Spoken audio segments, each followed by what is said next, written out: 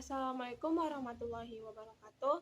Perkenalkan, nama saya Anike Opera, NIM 22043075, Prodi Akuntansi. Baiklah, di sini saya akan membahas materi hukum bisnis tentang perlindungan konsumen. Topik yang akan saya bahas ada 4. Yang pertama, asas dan tujuan perlindungan konsumen. Yang kedua, sengketa konsumen. Yang ketiga, badan perlindungan konsumen. Yang keempat, lembaga perlindungan konsumen swadaya masyarakat. Baiklah, materi pertama, asas dan tujuan perlindungan konsumen. Perlindungan konsumen merupakan perangkat hukum yang dibuat untuk menjadi pelindung hak konsumen. Pelindung konsumen diselenggarakan sebagai usaha bersama berdasarkan 5 asas yang relevan dalam pembangunan nasional, yaitu 1. Asas manfaat. Asas manfaat adalah untuk mengamatkan bahwa segala upaya dalam menyelenggarakan perlindungan konsumen harus memberikan manfaat sebesar-besarnya bagi kepentingan konsumen dan pelaku usaha secara keseluruhan. 2. Asas keadilan. Asas keadilan adalah agar partisipasi seluruh rakyat bisa diwujudkan secara maksimal dan memberikan kesempatan kerja kepada konsumen dan pelaku usaha untuk memperoleh haknya dan melaksanakan kewajiban secara adil. Yang ketiga, asas keseimbangan. Asas keseimbangan itu adalah memberikan keseimbangan antara kepentingan-kepentingan konsumen, pelaku usaha, dan pemerintah dalam arti material dan spiritual. 5. Asas keagamaan dan keselamatan konsumen adalah untuk memberikan jaminan atas keamanan dan keselamatan kepada konsumen dalam penggunaan, pemakaian, dan pemanfaatan barang atau jasa yang dikonsumsi atau digunakan. 6. Asas kepastian hukum. Asas kepastian hukum adalah baik pelaku maupun usaha konsumen menaati hukum dan memperoleh keadilan dalam penyelenggaraan perlindungan konsumen serta negara menjamin kepastian hukum. Tujuan perlindungan konsumen ada 5. 1. Meningkatkan kesadaran, kemampuan, dan kemandirian konsumen dalam melindungi diri. 2. Mengangkat harkat dan martabat konsumen dengan cara menghindarkan dari akses negatif penggunaan barang atau jasa. 3. Meningkatkan pemberdayaan konsumen dalam memilih, menentukan, dan menuntut hak-haknya sebagai konsumen. 4. Menetapkan sistem perlindungan konsumen yang mengandung unsur kepastian hukum dan keterbukaan informasi serta akses untuk mendapatkan informasi. 5. Menumbuhkan kesadaran pelaku usaha mengenai pentingnya perlindungan konsumen sehingga tumbuh sikap jujur dan bertanggung jawab dalam berusaha.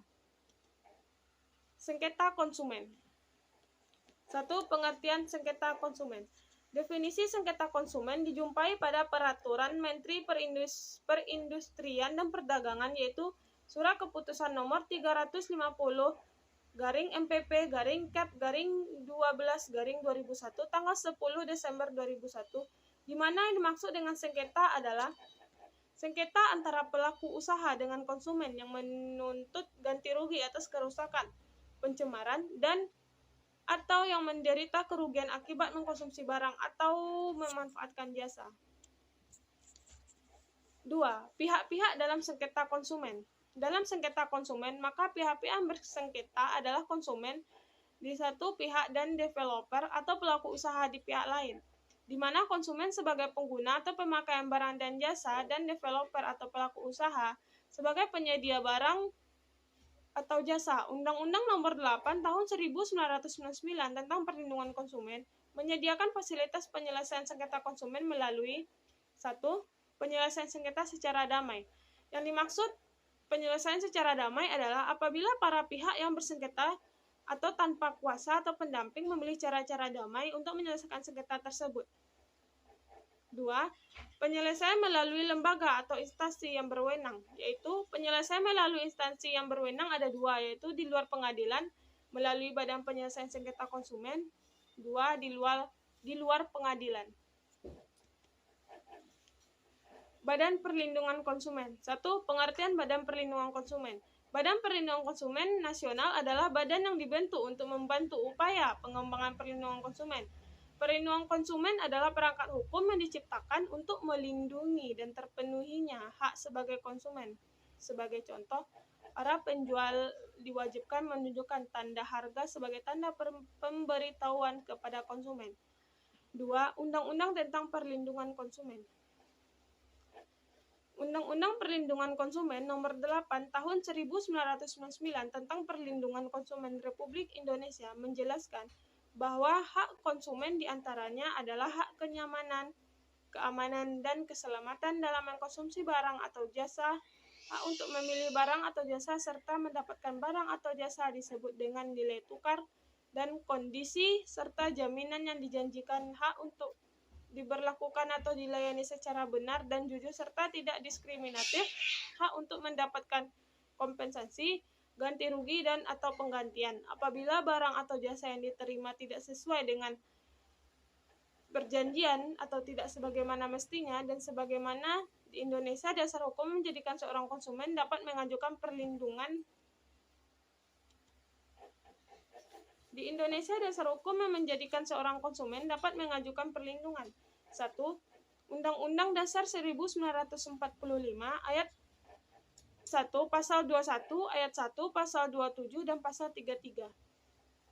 2. Undang-Undang Nomor 8 Tahun 1999 tentang Perlindungan Konsumen atau Lembaga Negara Republik Indonesia tahun 1999 Nomor 42 tambahan Lembaran Negara Republik Indonesia Nomor 3821. 3. Undang-Undang Nomor 5 Tahun 1999 tentang Larangan Praktik Monopoli dan Persaingan Usaha-usaha Tidak Sehat. 4. Undang-Undang Nomor 30 Tahun 1999 tentang Arbitrase dan Alternatif Penyelesaian Sengketa. 5. Peraturan Pemerintah Nomor 15 Tahun 2001 tentang Pembinaan, Pengawasan, dan Penyelenggaraan Perlindungan Konsumen. 3. Badan Perlindungan Konsumen. BPKN atau Badan Perlindungan Konsumen Nasional memang masih belum begitu dikenal masyarakat. Berdiri sejak tahun 2004, lembaga ini memiliki fungsi sebagai pemberi saran dan pertimbangan kepada pemerintah dalam upaya pengembangan perlindungan konsumen di bawah Undang-Undang Nomor 8 Tahun 1999 tentang Perlindungan Konsumen. Tanggung jawab lembaga ini bukan main-main. BPKN bertanggung jawab secara langsung kepada Presiden sesuai peraturan pemerintah PP Nomor 57 Tahun 2001 tentang tugas, fungsi, serta keanggotaan BPKN. Tugas-tugas Badan Perlindungan Konsumen.